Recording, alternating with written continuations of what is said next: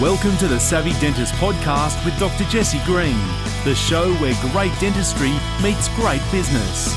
Listen in each week as we bring you an inspiring person who will share their story, ideas and business techniques to help you create a practice and a life you love. And now introducing your host, Dr. Jesse Green.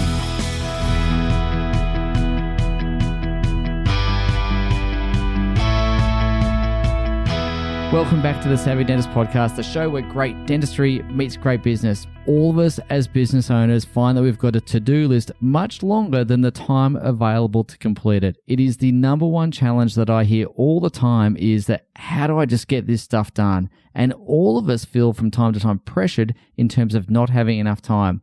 So the good news is my guest today is an absolute wizard when it comes to time management. And in fact, we could even call him a time lord, much like Doctor Who. Les Watson is the author of a book which is called Get Back an Hour in Every Day. And his website is called getmoretime.com.au. And we're going to be having a conversation about how to get the most out of your day and how to focus on the things that really matter so you can take your practice to the next level.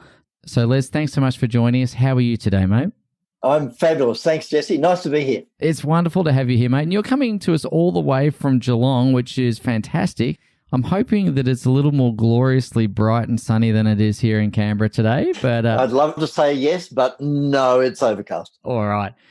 Now, mate, you've got a very long background in terms of helping people with their time, being more productive, as well as other elements of their business. I'm curious to understand, how did you find your way into this line of work? Was it a common problem that you sought to solve, or how did you find this niche? Personal development. So I was in health and fitness, I was in gyms, and my mates went into personal development and said, you need to come in and do this seminar. And I did the seminar and I loved it. And directly after it was an opportunity to work with one of the doyens of time management in the world, David Allen, who wrote the book, or the other book, as I always say, called GTD Methodology, or Getting Things Done. Yeah. And you say, how does that happen? Where'd you get into it? That's the reason. It changed my life. I went from what I call drifting dentist to being someone that got stuff done, or words to that effect. And it really made me more focused, more present. And everyone has these goals of things they want to do. I had the goals but didn't have the methodology. The course gave me the methodology. So then I started to kick a huge amount of goals in my life. And as I said, it changed my life. Which is really fantastic. And I think one of the challenges that a lot of us face in business is that almost without exception, people have to have a certain amount of drive, certain amount of motivation. So it's not like people are lazy, right? It's not like they're sitting watching 24 hours of Netflix a day and just kind of, that's why they're not getting stuff done. There's just seems to be a lot of pressure.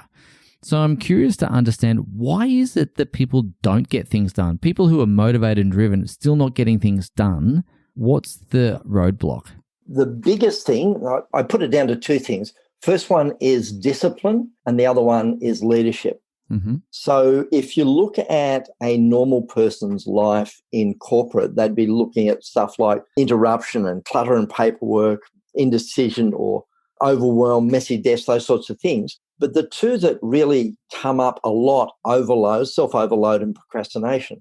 Mm-hmm. So overload comes down to boundaries and procrastination comes down to leadership. So for me, I'm talking about how to lead your life, how to make decisions and get on with the stuff that you really want to do. Because as business owners, which is who we're talking to, you're looking at, if you have a business, what gets in the road? And sometimes those decision-making skills fall by the wayside. And the goals that you want, are you actually acting on the goals that you want, the stuff that outside of the practice, or the stuff inside of the practice where you go, I don't have time for it? How can you lead your own business life to create forward movement in those areas? There's so much that I'd love to tap into that already. So I want to start with boundaries. Yeah, please. Because I think for most people who are entrepreneurially minded, they're yes people. Do you want to do this? Yes. Yeah. What about this? Yes. So I want to ask you, how do you know when your boundaries are not in place? And perhaps it's because you're feeling overloaded. And then secondarily, what sort of boundaries would you think are appropriate? And then thirdly, how do you put them into place? Yep. The majority of people will feel that their boundaries are lax because they get into overwhelm or they get into way too much to do and not enough time to do it in. And I have a saying, it's no is a very powerful tool. That's the boundary. When you're a business owner, there are times when you need to say no. You need to be able to put a boundary in place. And I talk about it from the standpoint of someone comes up and says, can you do this? And you go, that's great. Yes, I can, but not right now. I'm in the middle of planning. I'm in the middle of invoices. I'm in the middle of this. Come back and see me at 1 o'clock. Come back and see me at 3. Can we do it tomorrow? So in effect, I'm saying no, but I'm saying it very nicely. I'm saying it with a boundary of, I honor where you're coming from. I understand where you're coming from, but I've got my head in this at the moment. Can we do yours later? So, okay. One of the things that happens a lot is context, which is, I think, what you're trying to prevent by saying, no, I've got my head in invoicing, I've got my head in this or that, come back later. Lots of practice owners, dental practice owners that I know, interrupted endlessly. Their days are highly structured. You've got appointment after appointment after appointment, and then you might get a little bit of time during the middle of the day or at the end of the day to try and get your bookwork done or do whatever it happens to be. That's for most people in a self-employment situation. True business owners perhaps have a different structure than that, or ought to at least. So what I'm hearing you saying is being able to say no nicely, and that's really good. But in terms of how do you set up filters for things you'll say yes or no to? How do you triage those priorities? How do you evaluate those opportunities and go, this fits in or it doesn't fit in? Yeah, I hear where you're coming from. And it comes down to what are the goals that you want to create for yourself in your business and in your life. So from that triage perspective is looking at, well, you've got your urgent versus important type, what they call the Eisenhower matrix. Yes. So little importance and little urgency and kind of don't go there, and high importance and high urgency is your fires and you're trying to put out all of these fires. That's not the place to live either. We need to prioritize your time, slightly off track, but prioritize your time from the standpoint of what's highly important and not urgent at this point in time, and spend the time there. So that's from a planning perspective. So how do you prioritize when people are coming at you? You look at it and go, what's important to me in the moment? What's important to me now? Is it more important than what I'm doing? Can I schedule it? Can I put it off? Do I need to actually drop what I'm doing and cater for that? And the other side of that is if you're working with a team, of actually setting it up, have communication with your team and go, guys, here's what I need to have happen all the way through the day. I'm going to be doing in the room and then out, in the room, then out. And at the end of those two, anything you've got, put on pieces of paper rather than talk to me in between. I need to see it.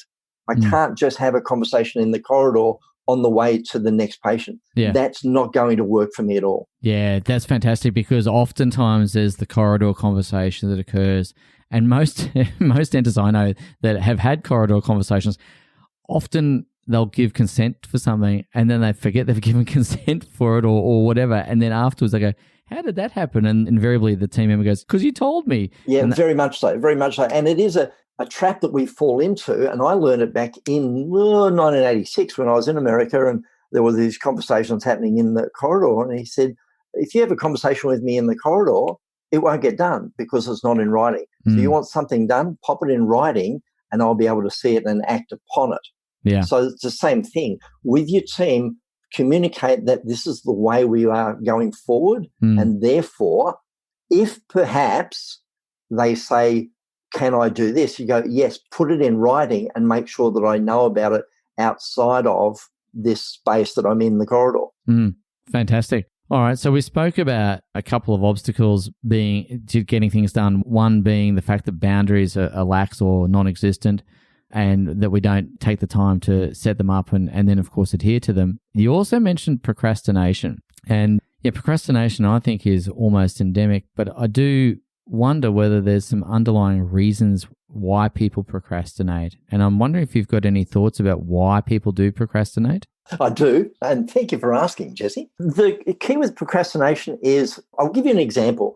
Let's take your emails as they come in. I believe there are 4 decisions you need to make on an email, and they're the 4 Ds. Mm. It's either do it, dump it, delegate, or decide when. And what happens is we get into a procrastination of, I'll just get back to that one later. I'll get back to that one later. I won't do it now. I'll get back to it later, or I'll just leave it there and I'll look at it later.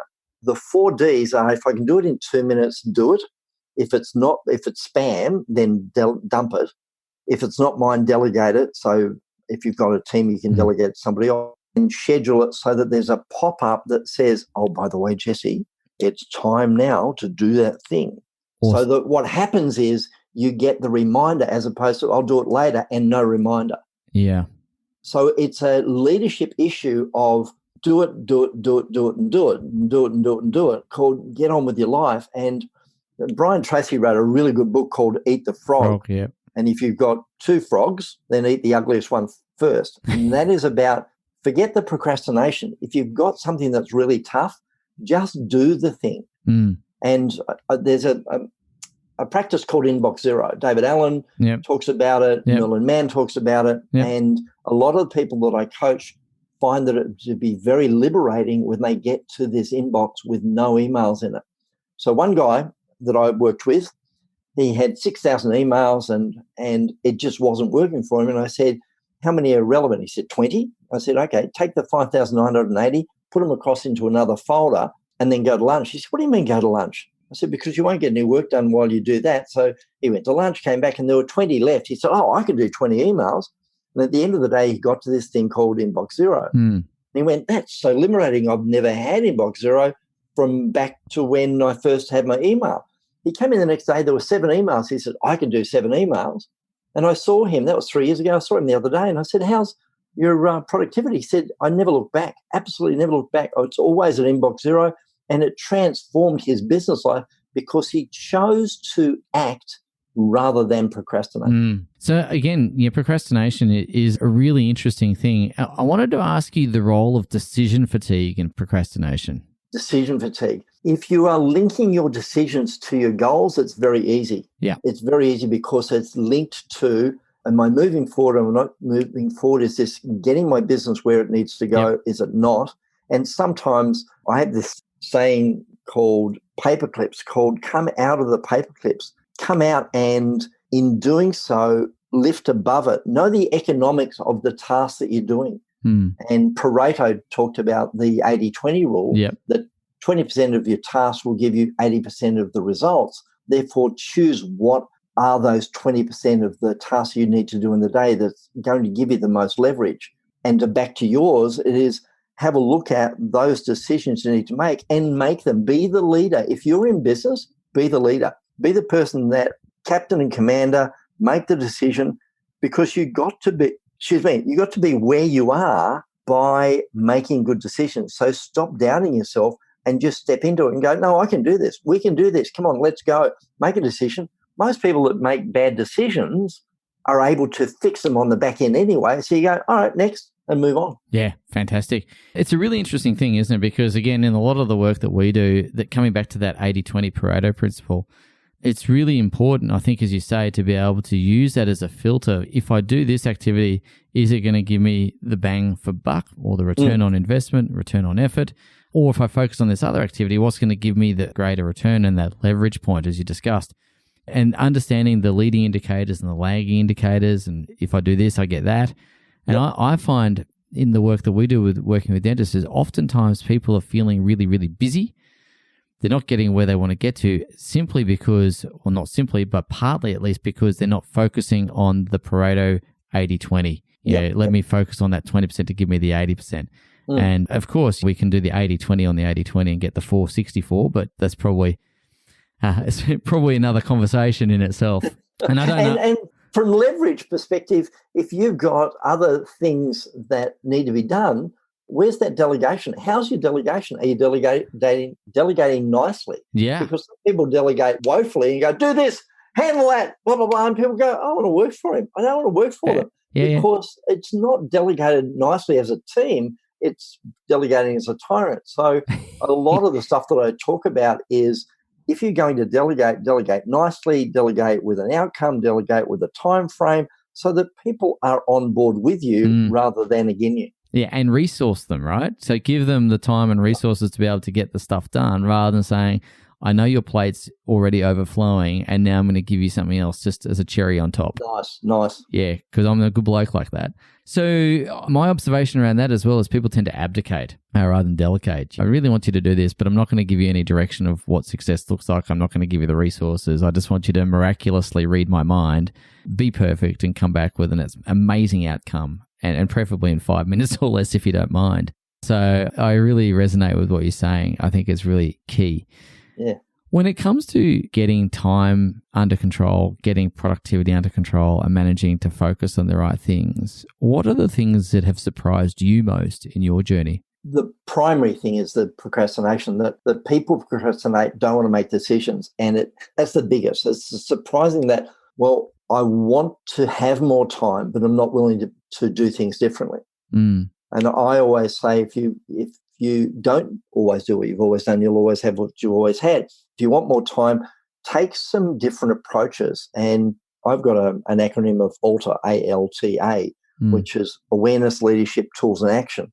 First of all, become aware of the stuff that's in your life that's not working. And obviously the opposite is true as well. What things in your life are working?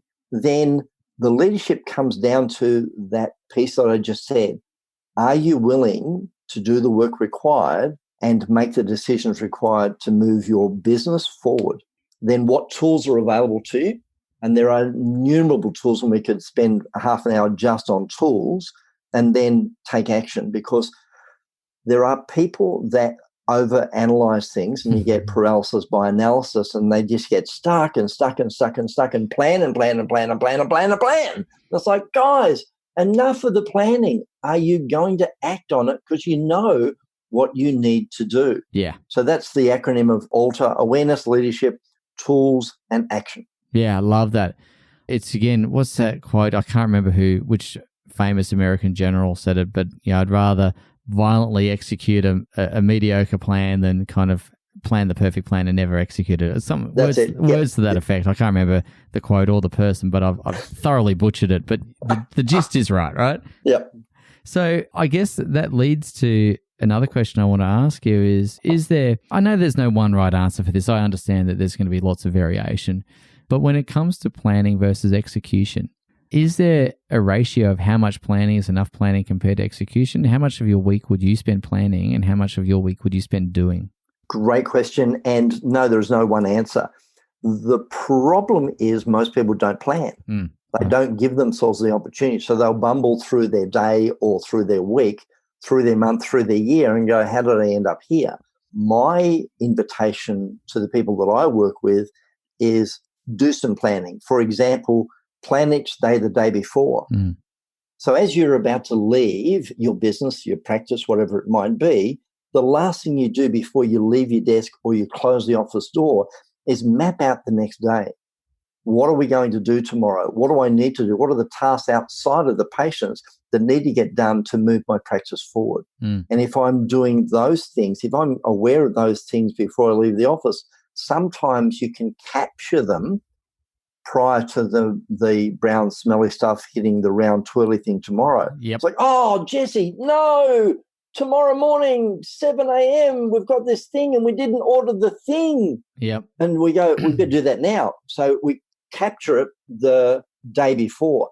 And the other part of that planning thing is if you've got challenges for tomorrow and you've brought it front of mind today, if you don't have the answer to that, it allows your subconscious to take it home, and maybe, perhaps per chance, midnight, and you're waking up going, there's the answer. Where did that come from? Yep. And it's because you gave yourself the opportunity to have your subconscious come up with the answer overnight. That's one, and the other one is the shower. And we've all had instances where in the shower and it's that, oh, there's an answer.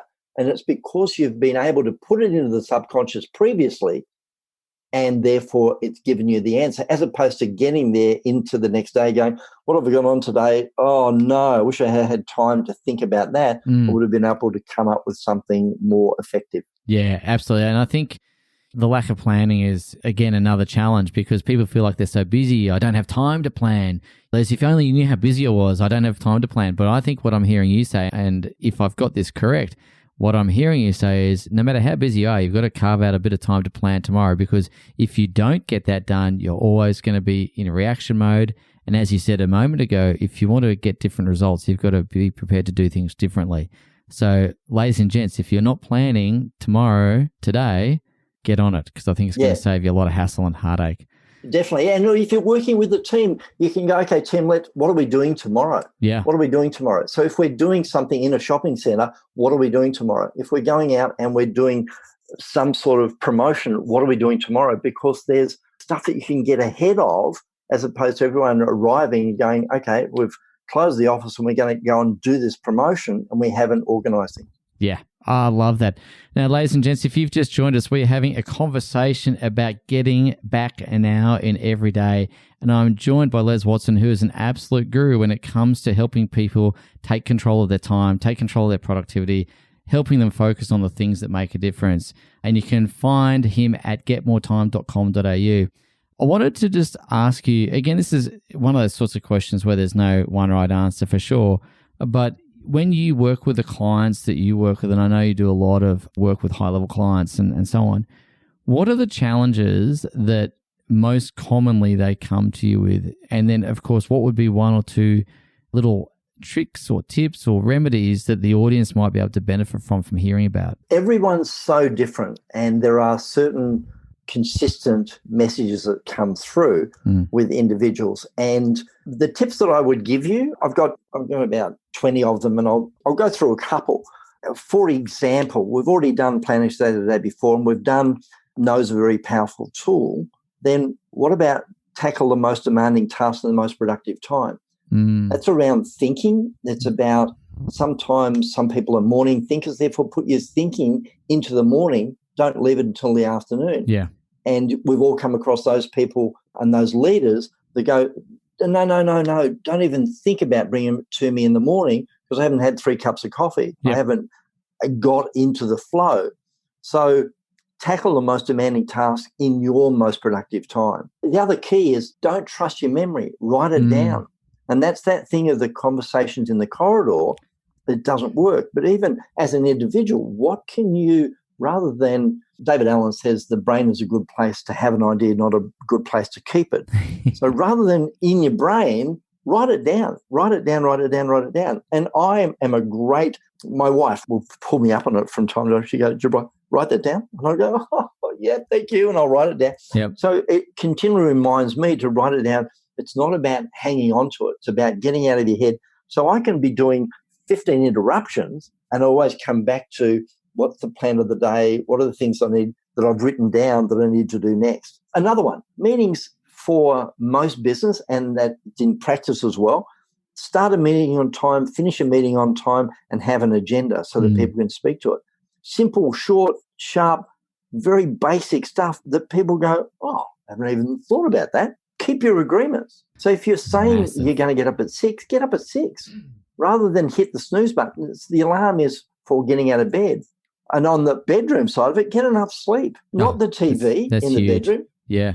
And not the phone. And we love our phones. And it's like, oh, I use my phone as an alarm clock. And I go, great, that's okay. But it's also detracting. It's like, I'll just check Instagram and I'll just check Facebook and I'll just check LinkedIn and what's happening on Reddit. And it just takes away from your ability to get the sleep that you're going, I don't get enough sleep. Well, check your television and check your phone usage.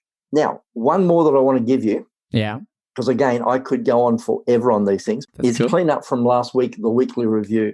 David Allen has a good one and it's very in-depth, but I will give you the analysis of how I do mine. My wife and I will go offsite at the end of the week, and rather than a Friday, you could do it in a practice on a Friday or a business on a Friday. We do it on a Saturday morning. We go to a coffee shop and we'll go through my wife's diary. What did she do? What things came out of it? What does she need to pick up on? And there, look at the other things coming up, the week out, fortnight out. And then she'll throw to me and go, what did you do this week? Mm-hmm. And I'll go through what I did and then look at a week out, a fortnight out, a month out, because of my travel, it's an opportunity to look at, well, who's got the car, what flights, what accommodation, what transfers, those sorts of things. That weekly review in a business, what worked this week, what didn't work this week, and what can we do differently? Now that we've got to the end of this thing that we call the week, and if that's a Saturday afternoon because you're working on a Saturday morning, that's fine too. But for the individual, you can do it as well as a business to go, what worked in my life this week? What didn't work? Where am I going forward? Where am I going backwards? What do I need to change to give me more of the results that I'm after in my life? Yeah, that's fantastic. And ladies and gents, if you've just been listening there, I'm going to encourage you to rewind about the last minute and get your pen and paper out if you haven't already, but write that down. That's gold. Just go back as many times as you need to, get that down on paper, because again, I really encourage you to take up those tips, but I especially really like the weekend review. I think that's very powerful. And from a business perspective, from a personal perspective, and making sure, as Les said, getting the most out of your week, setting it up for the future, and making sure you're living life on your terms. Again, wonderful stuff.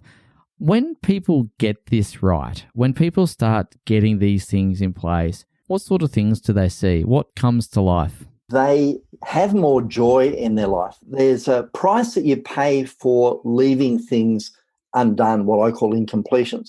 And you end up with things like guilt and resentment and lack of motivation, bitterness, confusion, stress, anxiety, those sorts of things. If you get this stuff done, the opposite happens. More energy, more power, more achievement. You get a sense of control and moving forward and clarity and peace. I'll give you a quick example. A lady that was in a training, she grabbed the manual that I have, took it home, trained her husband. I met them in a social setting. Did you get that? Yeah. She went home and trained her husband on my material. I met them in a social setting and she said, this is my husband. He said, great training. I said, but you weren't there. He said, no. She trained me on your material. And he related a story, how they were on the couch one night and they're watching the television. And he said, what's on your mind? And she went, nothing. And he said that's the first time in their married life she was able to leave work at work and not take it home. Yeah. That's peace. Yeah. And that's what we're after. We're after that kind of let it go. I want to get on with life, have it compartmentalized, contextualized so that I can work on what's important in the time that I need to work on it. And therefore, in the times I need to rest, I can do that as well. Yeah. That's wonderful. I want to ask you, when it comes to results in the business, obviously we're talking to business owners on this podcast and we talk about having a business and a life that we love, and you've addressed the life part very elegantly and eloquently there. From a business perspective, working with your clients who are business owners, what sort of benefits come through the business? Clearly there's going to be productivity benefits, probably revenue benefits, all that sort of stuff, but I get all that and I'm very happy for you to speak to that. But what else happens within the team? It's clarity and motivation because you start to get a handle on getting shit done in your life. It's like, wow, look at us being all productive, and you can continue that and continue that and continue that. And so many people have come back to me and gone, I had no idea I had so many incompletions in my life and in my business. I had no idea. But now that I've taken it out of my head, I've got it onto paper. When it was out there, I could see how many of them there were. Yeah. I can get over the overwhelm and I can start to get stuff done so that we can work on, in a team setting, we can work on stuff together. As a business owner, I can delegate and I can work on the things that I need to work on in the time frame that I've been given. And yeah, there are some things that we're not going to do straight away and I can put those aside. There are some things that I can do in 2 minutes that I can get done really quickly. There's some singles and then there's some projects. Single actions and then projects. So projects are lots of actions and your single action items are just longer than 2 minutes. So the individual, I've taken it out of my head onto paper, and we as a business are moving forward with getting things done. That finally hasn't been done for months. The accounts that haven't been brought up to speed, those debtors that haven't been done, those sorts of things that you kind of go, I don't want to do anything about it, out of your head, onto paper. Now, what's the plan on getting these done? Yeah, fantastic. There's a lot of things in there I just want to tap into really quickly. What I'm hearing there is you're going to see improvement in staff engagement. Yep. Because they're not feeling like they're drowning. Mhm. You're going to see, obviously, greater productivity and achievement. I'm guessing, and I don't know if this is true, if I'm just making this up, but I would guess if you've got a productive team that's engaged, yes, of course, you're going to see a commercial return, but I'm thinking you're going to have higher morale, higher staff retention, all those kind of peripheral, I'm using the word peripheral not in the correct term because they're really important benefits, but they're not direct business metrics. Is that correct? You're going to see those sorts of things as well? It is correct, because time is the building block of, you can't get away from it. It's a limited resource. So if it's a limited resource, every single day you either use it or you lose it. And if you're able to get a handle on how to better utilize your time, not only as a business owner, but also in a context of team, then they all lift and we all lift. And in doing so, you start to go, wow, look at us. We can actually be better practitioners. We can do better business practices, and we can make better commercial decisions based on us getting stuff done, as opposed to it just weighing us down and not being the leader, not actually addressing the elephant in the lounge room. Yeah, fantastic. Now, I know you've put together a resource for our listeners. Can you tell us a little bit more about that and how to get it? It's a free consultation. It's a 15-minute consultation. So if any of the listeners would like a free consultation, it's 15 minutes. All you need to do is go to getmoretime.com.au/dentist, and there's a form on there. You fill out the form, email, name, email, and phone number, and I will give you not only a 15-minute consultation absolutely free, but I'll also send you a time management and productivity questionnaire so you can have a look at your own life and get a greater sense of where some of those things may be lacking, some of the focus areas you may like to look at. Yeah, wonderful. So, ladies and gents, I'm going to encourage you to grab hold of that because, again, almost without exception, in fact, I would say without exception, every single business owner I have ever encountered has got challenges with time. Bar none, every single one of us. It's about how do we get stuff done? How do we make sure we're working on the right stuff? And all those sorts of things. So I'm going to really encourage you to take Les up on that offer. I think it's going to be a really useful thing for everyone. But as we wrap up our conversation, there's a lot of things that you shared, and there's a whole lot of things that we could talk about. But I wanted to really wanted to ask you a little bit more about the structure of your day, because I'm a bit of a believer that when you observe masters, you pick up things, right? So you want to be a great dentist, you observe great dentists. You want to be a great business owner, you observe great business owners. You want to be a great time manager, you observe great time managers. I wanted to ask you a little bit about the structure of your day and whether or not you have what some people refer to as a default diary, whether you structure your day to that nth degree. At 10 o'clock I'm doing this and at 11 o'clock I'm doing that. Is that too rigid or is that okay? It's too rigid for me, but if we come back to the premise we were talking about earlier, which was plan each day the day before. Yeah. So I will always plan the next day, and I'll talk about it with my wife, and I'll go, here's what we're doing tomorrow. What are you doing tomorrow? So I'll do the planning the day before. That's essential. And then in that planning, there's a calendar that I've got online. So I've got it on the phone, I've got it on the iPad, I've got it on the computer. So that's then synced and shared with my wife so she knows exactly where I am. So I'm sharing that. And I then go to a paper diary. And the paper diary is about what am I doing today? What am I doing today? What are the tasks I need to get done? So I'll write down the tasks I need to get done, whether that's a to-do list, whether it's a sheet of paper, whether it's a planner. I've got a planner system, whether it's Filofax or Collins Debden, doesn't really matter. But I look at it, and that I've been working with a system like this since 1985 when I first did it, and it hasn't left me. And people go, yeah, but don't you feel like you're going to lose it? And I've never lost it in all of those years. So I'm going, if it works for you to work on paper, then work on paper. And not everyone works on paper. People work with apps and go, I've now moved to an iPad. And I go right ahead. As long as it works for you. But there's a thing called a trusted system. And if you don't have a trusted system, you need to look at it and go, what's my trusted system? Yeah. How can I do this? That I can take it out of my head, write it down, and it live not on the back of an envelope, not on a napkin, not on one of 15 journals, but in one system. So you go, I know where it is, just one tick, and you turn the page and there it is. Yeah. So I work from a system. Yeah. And I would encourage anybody to work from a system. It can be a Spirex bound notepad with dividers. It doesn't really matter. As long as you've got one system, you can focus all your energy. That's where my productivity comes from, because I can do 15 things and then turn around and go, what else do I need to do? Yeah. What else do I need? Oh, I need to ring Jesse.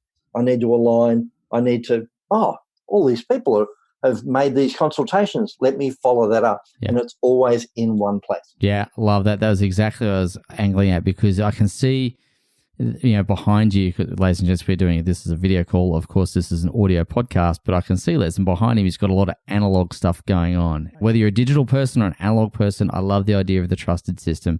I'm a bit like you, mate. I quite like an analog system. But I know there are plenty of people who can say, yeah, I like an app or an iPad or whatever. Great. But find that trusted system. And as long as it works for you, that's great. That's what it needs to do. All right, mate, you've been incredibly generous with your time. I know that sounds like a pun. As I say that and the words pass my lips, I just realized just how tragic that sounds. But you have been very generous with your time, and I really appreciate it. Ladies and gents, I would really encourage you to get across to getmoretime.com.au/dentist. Take Les up on that consultation. Have a look at the resources on the website more broadly. There is some really good things in the blog, and there's a heap of other little resources there that I'd really encourage you to explore. Grab hold of the book. Do whatever you want to do, but above all else, do master your time. If you do not master it, it will master you, and I think there's a lot to be said for taking charge. So once again, mate, you're a champion. I appreciate your time. You're welcome. Thanks, Jesse. Cheers, mate. I really hope you enjoyed that interview with Les Watson. There's so many gold nuggets there that I know you're going to want to go back and listen to this episode again. So please get your pen and paper out, just take notes, and more importantly, take action, because the things that Les shared in that particular conversation are so applicable to everyday business, and as well as to your personal life. It's going to make a tremendous difference to you. Just a little community announcement. If you haven't yet grabbed them, please head across to savvydentist.com and grab your 20 pro tip videos where we talk about how to earn more and work less. We're going to be covering time, of course, which complements what Les spoke about today. We're going to be talking about how to make more money, be more profitable, how to get more patients, and how to build and lead a high-performance team. So those videos are waiting for you over there. Do take us up on that offer. It's completely free, complimentary to you, and I hope you enjoy it. But until next time, take good care. We'll see you next week. Bye now. Thank you for listening to the Savvy Dentist podcast with Dr. Jesse Green. For more free tools and resources, join the free Facebook group. Visit drjessegreen.com/Facebook. And for more episodes, visit drjessegreen.com/savvydentist.